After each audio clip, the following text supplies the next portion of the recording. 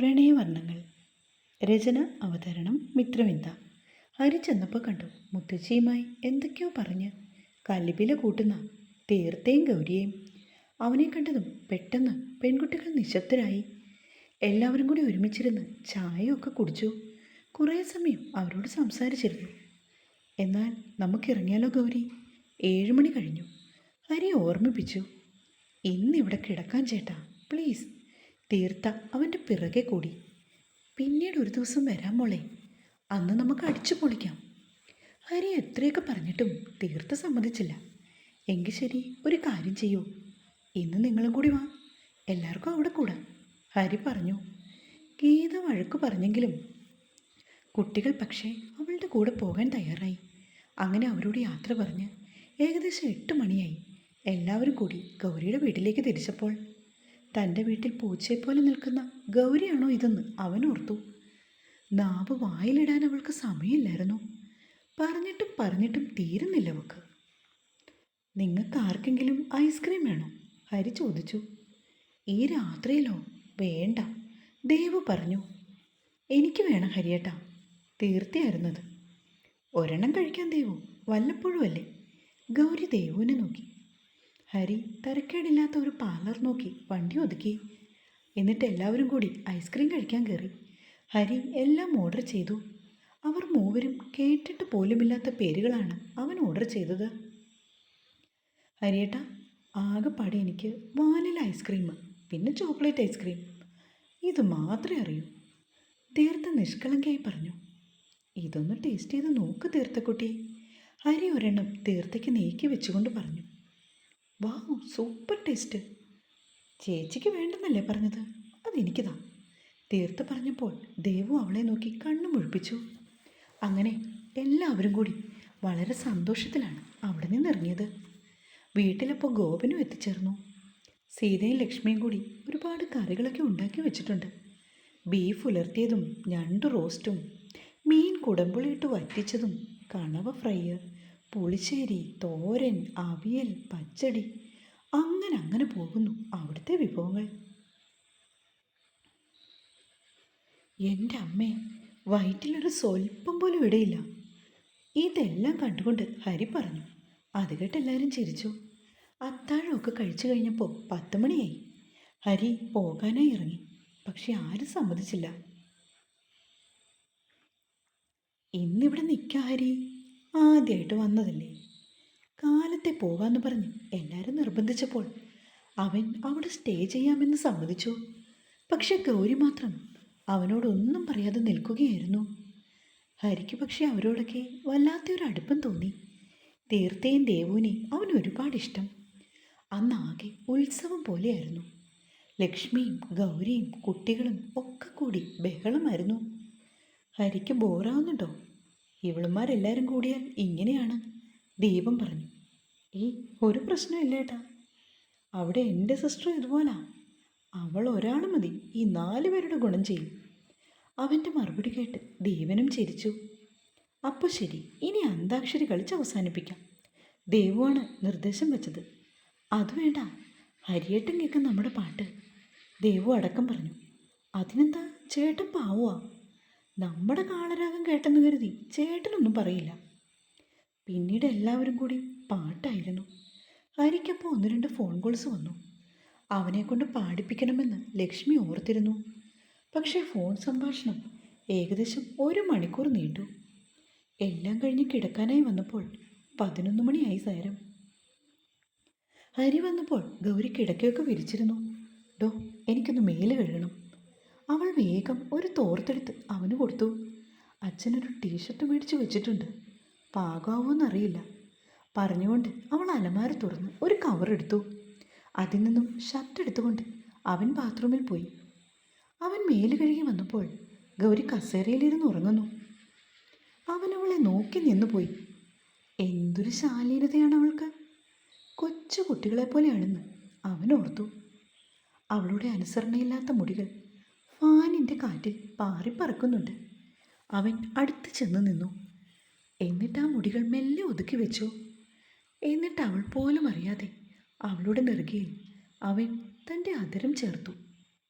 Sorry Gauri, നിന്റെ അനുവാദമില്ലാണ്ട് നിന്നെ ഒന്ന് സ്പർശിക്കുക പോലും അരുതെന്ന് ഓർത്തതാണ്.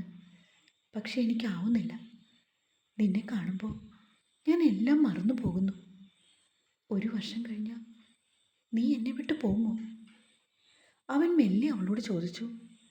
പറ്റുമോ നിനക്ക് എന്നെ വിട്ടുപോകാൻ? അതിനുവേണ്ടിയാണോ ഞാൻ നിന്നെ ഇത്രമാത്രം പ്രണയിച്ചത്? തൻ്റെ വിരലുകളിൽ വിരൽ കോർത്ത് തൻ്റെ തോളോട് തോൾ ചേർന്ന് 1000 പൂർണ്ണചന്ദ്രന്മാരെ ഒരുമിച്ച് കാണാനേ, മകരമാസത്തിൽ ഒരു കുളിരായി അമർന്നുകൊണ്ട്, തുലാവർഷ രാത്രികളിൽ ഒരു മഴയായി പെയ്തുകൊണ്ട് എന്നിലേക്ക് ചേർക്കാനാണ് നിന്നെ ഞാൻ ഈ താലി എന്ന ഒറ്റ ശക്തിയുടെ ബലത്തിൽ അഗ്നിസാക്ഷിയായി എൻ്റെ പാതിയായി കൂടെ കൂട്ടിയത്. നീ ആരെയും സ്നേഹിക്കുന്നില്ലെന്ന് എനിക്ക് വ്യക്തമായി അറിയാം. അങ്ങനെ ഒരുത്തിനെയും പ്രണയിച്ച് നടക്കുന്നവളല്ല എൻ്റെ ഗൗരിക്കുട്ടി. ഈ നന്മ നിറഞ്ഞ അച്ഛൻ്റെ അമ്മയുടെയും മകളല്ലേ. നിനക്കൊരിക്കലും അങ്ങനെ ആവാൻ കഴിയില്ല. ഞാൻ കാത്തിരുന്നോളാം. നീ എന്നിലേക്ക് ചേരുന്ന നിമിഷത്തിനായി ഈ ജന്മം മുഴുവൻ കാത്തിരിക്കാൻ ഞാൻ തയ്യാറാണ്. അവൻ ഒന്നുകൂടി അവളുടെ നെറുകയിലൊരു മുത്തം കൊടുത്തു. ഇക്കുറി ഗൗരി പക്ഷെ കണ്ണു തുറന്നു. അവൾ വേഗം എഴുന്നേറ്റു. ഹരിയാണെങ്കിൽ ഒന്നും അറിയാത്ത പോലെ തോർത്തെടുത്ത് അവിടെ ജനാലയിൽ വിരിച്ചിട്ടു. എന്നിട്ട് കിടക്കാനായി വന്ന് ബെഡിലിരുന്നു. ഗൗരി അവനെ കൂർപ്പിച്ചു നോക്കി. എന്താടി ഉണ്ടക്കണ്ണി? അവൻ അവളെ നോക്കി. ഹരി, സത്യം പറ, താനിപ്പോൾ എന്നെ എന്തെങ്കിലും ചെയ്തോ? എന്ത് ചെയ്യാൻ? തനിക്കെന്തെങ്കിലും കുഴപ്പമുണ്ടോ? അവൻ ഒന്നും മനസ്സിലാകാത്ത മട്ടിൽ അവളോട് ചോദിച്ചു. അതല്ല, താൻ എനിക്ക്...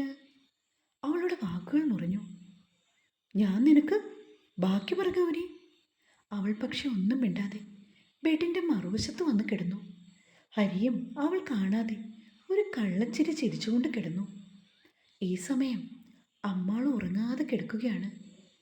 എന്താണെന്നറിയില്ല, അവളുടെ മനസ്സാകെ കലുഷിതമാണ്. ഒന്നുകൂടി അവൾ തൻ്റെ ഫോണിലേക്ക് വന്ന മെസ്സേജ് നോക്കി. ഡിയർ മാളു, ഞാൻ എത്രയൊക്കെ ഇഷ്ടം പറഞ്ഞിട്ടും തനിക്കെന്നെ ഇഷ്ടമില്ലാത്ത സ്ഥിതിക്ക് ഇനി ഒരിക്കൽ പോലും ഞാൻ എൻ്റെ പ്രണയം പറഞ്ഞുകൊണ്ട് തൻ്റെ അടുത്തേക്ക് വരില്ല. എന്നാലും എൻ്റെ ഹൃദയത്തിൽ ഒരു നോവായി താൻ കാണും. എനിക്ക് തന്നെ സ്നേഹിക്കാൻ തൻ്റെ അനുവാദമൊന്നും വേണ്ട. പക്ഷേ എനിക്ക് തന്നെ എൻ്റെ സ്വന്തമാക്കണമെങ്കിൽ തൻ്റെ സമ്മതം കൂടി ഇല്ലാതെ പറ്റില്ല. അതുകൊണ്ടാണ് മുൻപ് ഇതുപോലെ നാണം കെട്ട് ഞാൻ തൻ്റെ മുന്നിൽ പിന്നെയും വന്നത്. പക്ഷേ അപ്പോഴെല്ലാം താനൊരു തെരുവ് പട്ടിയെപ്പോലെ ആട്ടി അകറ്റുകയാണ് ചെയ്തത്. അതൊക്കെ പോട്ടെ, തന്നെ ബുദ്ധിമുട്ടിച്ചതിനൊക്കെ മാപ്പ്. അത് വായിക്കും തോറും അമ്മാളുവിന് പറഞ്ഞറിയിക്കാൻ പറ്റാത്ത എന്തോ ഒരു വിഷമം. നിഹ ചോദിച്ച ചോദ്യം അവളുടെ മനസ്സിൽ പിന്നെയും മാറ്റൊലി കൊണ്ടു. ഡേ, നീ എപ്പോഴെങ്കിലും ടോണിനെ സ്നേഹിച്ചിരുന്നോ? അമ്മാളുവിൻ്റെ മനസാക്ഷിയും അവളോട് ആ ചോദ്യം ചോദിക്കുകയാണ്. എപ്പോഴെങ്കിലും അങ്ങനെ തോന്നിയോ? ഇല്ലെന്ന് പറഞ്ഞ് നിഹയെ പറ്റിക്കാം. പക്ഷേ തൻ്റെ മനസാക്ഷിയോട് അങ്ങനെ പറയാൻ പറ്റില്ല. കാരണം താനും സ്നേഹിച്ചിരുന്നവനെ എപ്പോഴൊക്കെയോ. എന്നാൽ അത് ആരോടും പറയാതെ അവൾ കൊണ്ടു നടക്കുകയാണ് ചെയ്തത്. പ്രണയിച്ചാൽ ഒന്നാവണം, അല്ലാതെ വെറുതെ ടൈം പാസിന് വേണ്ടി ആവരുത്. തങ്ങളുടെ പ്രണയം ഒരിക്കലും ഒരു വിവാഹത്തിൽ കലാശിക്കുകയില്ലെന്നറിയാം. അച്ഛനും അമ്മയും ഏട്ടന്മാർക്കും ഒക്കെ തന്നെക്കുറിച്ച് ഒരുപാട് സ്വപ്നങ്ങളുണ്ട്. അവരുടെ ഒരേ ഒരു കുഞ്ഞി പെങ്ങളാണ് താൻ. അവരെ വിഷമിപ്പിച്ചൊരു ജീവിതമില്ല, അത്ര തന്നെ. അതുകൊണ്ട് മാത്രമാണ് താൻ അവനെ ഒഴിവാക്കുന്നത്. എന്നിരുന്നാലും ഒരു ആൺകുട്ടിയോട് ആദ്യമായി പ്രണയം തോന്നിയിട്ടുണ്ടെങ്കിൽ അത് ഡോണിനോടാണ്.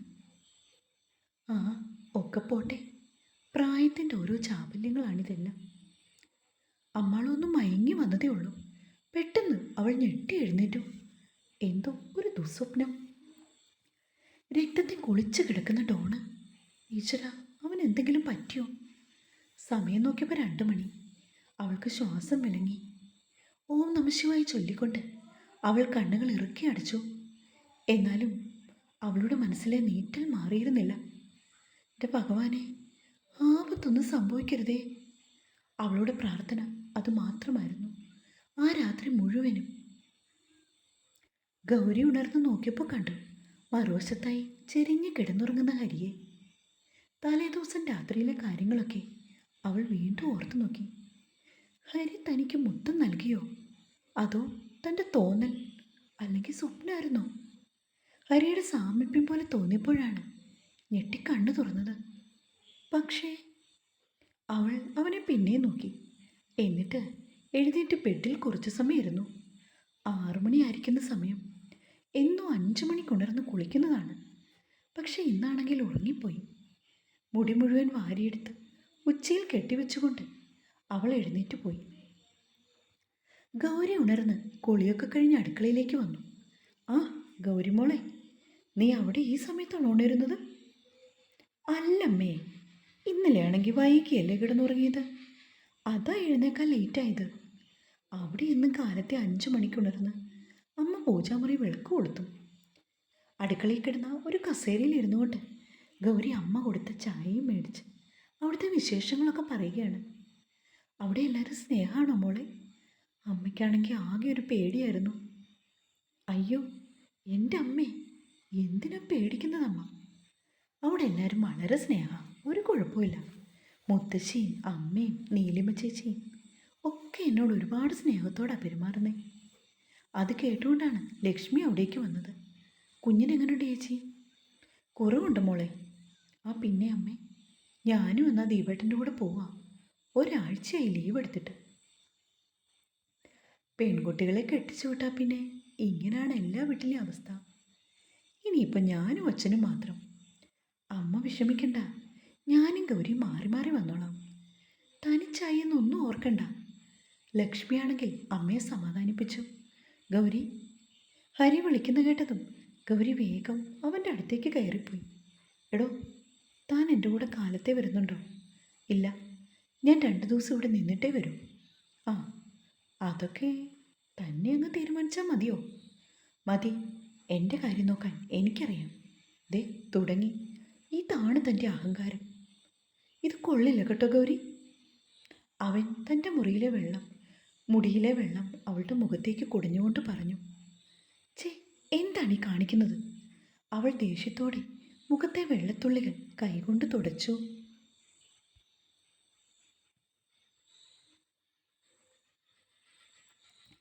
വേഗം പോയി ബ്രേക്ക്ഫാസ്റ്റ് എടുത്ത് വെക്കുക. എനിക്ക് ഷാർപ്പ് 9:30 ഒരു കോൺഫറൻസ് കോൾ ഉണ്ട്. ഗൗരി പെട്ടെന്ന് തന്നെ ഇറങ്ങിപ്പോയി. ഹരിയും ദീപനും ലക്ഷ്മിയുമൊക്കെ കാലത്തെ കാപ്പി കൂടി കഴിഞ്ഞ് പോകാനായി റെഡിയായി ഇറങ്ങി വന്നു. ഹരി ഓഫീസിൽ പോയിട്ട് വരുമ്പോഴേക്കും റെഡിയായി നിൽക്കാനാണ് അവൻ ഗൗരിയോട് പറഞ്ഞത്. അവൾ പാതി സമ്മതത്തെ തലയാട്ടി. തീർത്തയും ദേവവും ലക്ഷ്മിയുടെ ഒപ്പം കാറിൽ കയറി. പോകുമ്പോഴേ അവരെ ഇറക്കാമെന്ന് ദീപം പറഞ്ഞു. അങ്ങനെ എല്ലാവരും യാത്ര പറഞ്ഞു പോയതും ആകെ ഒരു ശൂന്യത പോലെ തോന്നി ഗൗരിക്ക്. കുറച്ച് സമയം അവൾ അച്ഛനും അമ്മയുമായി സംസാരിച്ചിരുന്നു. ഇടയ്ക്കൊരു തവണ നന്ദുവിൻ്റെ മെസ്സേജ് വന്നു. അവളെ കാണാതെ പോകൂ എന്നായിരുന്നു മെസ്സേജ്. ഇല്ല, ഉടനെ വരാമെന്ന് ഗൗരി അവൾക്ക് മറുപടിയും കൊടുത്തു. അച്ഛൻ കൃഷിയിടത്തിലേക്ക് വരെ പോയിട്ട് വരാമെന്ന് പറഞ്ഞ് ഒരു കൈക്കോട്ടുമായി ഇറങ്ങി. കുറച്ച് കഴിഞ്ഞതും ഗൗരി വേഗം നന്ദുവിനെ കാണാനായി അവിടേക്ക് പോയി. അഭിയേട്ടൻ അവിടെ കാണുമോ? വേണ്ടായിരുന്നുവെന്ന് അവൾ മനസ്സിൽ ഓർത്തു. അവിടെ ചെന്നപ്പോൾ ഭാഗ്യത്തിന് നന്ദു മാത്രമേ ഉണ്ടായിരുന്നുള്ളൂ. തുടരും.